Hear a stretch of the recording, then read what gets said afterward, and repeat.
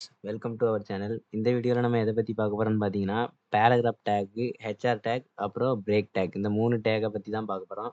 First paragraph டேக்க பத்தி பார்ப்போம். Paragraph டேக்னா என்ன அப்படின்னு பார்த்தோம்னா, ஒண்ணுமே இல்லங்க. பேராகிராஃப் டேக் அப்படிங்கிறது என்னன்னா, இந்த HTML பேஜ்ல நம்ம ஒரு பேராகிராஃப்ப கிரியேட் பண்றதுக்கு யூஸ் பண்ற டேக் தான் பேராகிராஃப் டேக். இந்த டேக்கோட டேக் நேம் என்னன்னா பிங்கிற name. P tag, paragraph tag. இந்த டேக்குக்குள்ள நீங்க என்னலாம் எழுதுறீங்களோ, ரைட் பண்றீங்களோ, அதெல்லாம் பேராகிராஃபா கன்சிடர் பண்ணிக்கலாம். எக்ஸாம்பிளுக்கு இப்போ விசுவல் ஸ்டுடியோ கோட்லயே டிஃபால்ட்டா ஒரு ஒண்ணு குடுத்துருக்காங்க. பேராகிராஃப் கிரியேட் பண்ணி பார்க்கறதுக்கு. லாரம் 15 லாரம்னு வரும். லாரம கிளிக் பண்ணிட்டீங்கன்னா, ஆட்டோமேட்டிக்கா அதுவே உங்களுக்கு ஒரு பேராகிராஃப ஜெனரேட் பண்ணி தந்துரும். வாங்க இத போய் இப்ப பார்ப்போம் ப்ரௌசர்ல. உங்களோட HTML பேஜோட பாத்த காப்பி பண்ணிட்டு, காப்பி பாத் குடுத்துட்டு, ப்ரௌசர ஓப்பன் பண்ணி பேஸ்ட் பண்ணிக்கங்க. பேஸ்ட் பண்ணிட்டு என்டர் குடுத்தோம்னா, நம்ம HTML பேஜ் ஓப்பன் ஆகுது. இதுல இப்ப நீங்க பார்க்கறது தான் அந்த paragraph take.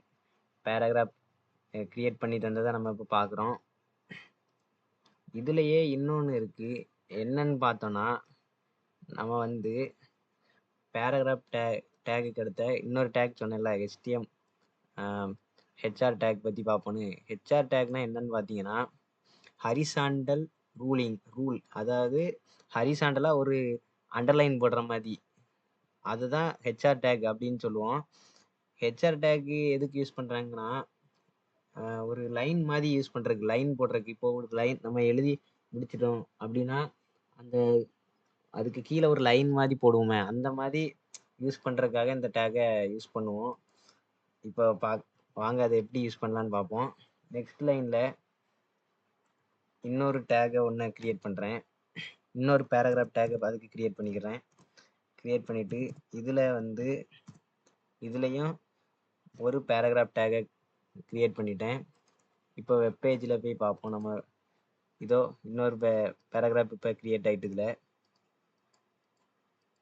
2 paragraph take create ஆயிருக்கு.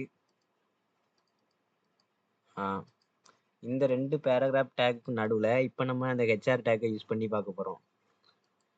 ஹெச்ஆர் டேக்குக்கு வந்து ஓப்பன் க்ளோஸ்னு 2 டேக் கிடையாது. ஒரே ஒரு ஹெச்ஆர்ங்கிற அந்த டேக் மட்டும்தான் வரும். அதாவது செல்ஃப் க்ளோசிங் டேக் அப்படின்னு சொல்லுவாங்க இந்த டேக்லாம். செல்ஃப் க்ளோசிங் டேக்னா மற்ற டேக்குலாம் பார்த்தீங்கன்னா ஒரு ஓப்பன் டேக் ஒரு க்ளோஸ் டேக் வரும். இதுக்கு அப்படி வராது. இதுக்கு வந்து அந்த ஒரே ஒரு டேக் தான் வரும். அதனால இதை self closing take அப்படிம்போம்.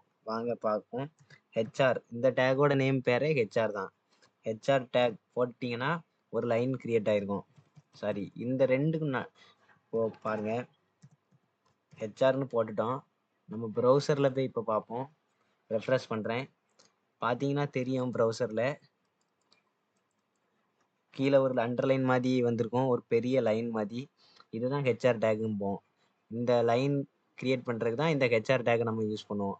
Next break take எதுக்கு யூஸ் பண்றோம் அப்படின்னு பார்த்தீங்கன்னா, 2 சென்டென்ஸ்க்கும் நடுவில் ஒரு பிரேக், அதாவது ஒரு கேப் டிஸ்டன்ஸ் யூஸ் பண்றதுக்காக இந்த பிரேக் டேக்கை யூஸ் பண்றோம்.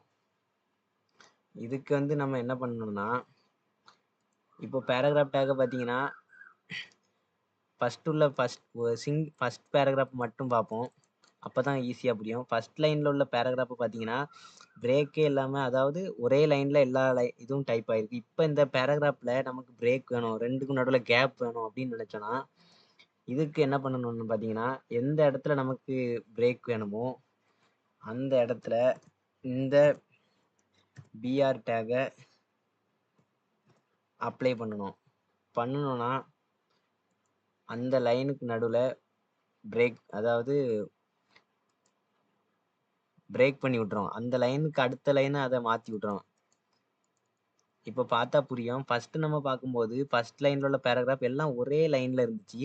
ஆனா இப்ப பாருங்க, இதுல வந்து இந்த பேராகிராஃப 2ஆவது ஸ்ப்ளிட் பண்ணி விட்டு, இந்த லைனுக்கு அடுத்த அந்த பேராகிராஃப பாதியா கீழ பிரிண்ட் பண்ணிருக்கு. அதுக்கு தான் இந்த டேக் யூஸ் பண்ணுவோம். ஏன்னா இதுலயும் நம்ம பாருங்க, நம்ம விசுவல் ஸ்டுடியோ கோட்ல இந்த அட்டுக்கு அடுத்தாக்குல நம்ம வந்து பிஆர் டேக் அப்ளை பண்ணியிருக்கோம். அதனால அது என்ன பண்ணிருக்குன்னா, இந்த அட்டுக்கு அடுத்து உள்ள எல்லா லைனையும் அதுக்கு அடுத்த பிரிண்ட் ஆகியிருக்கு.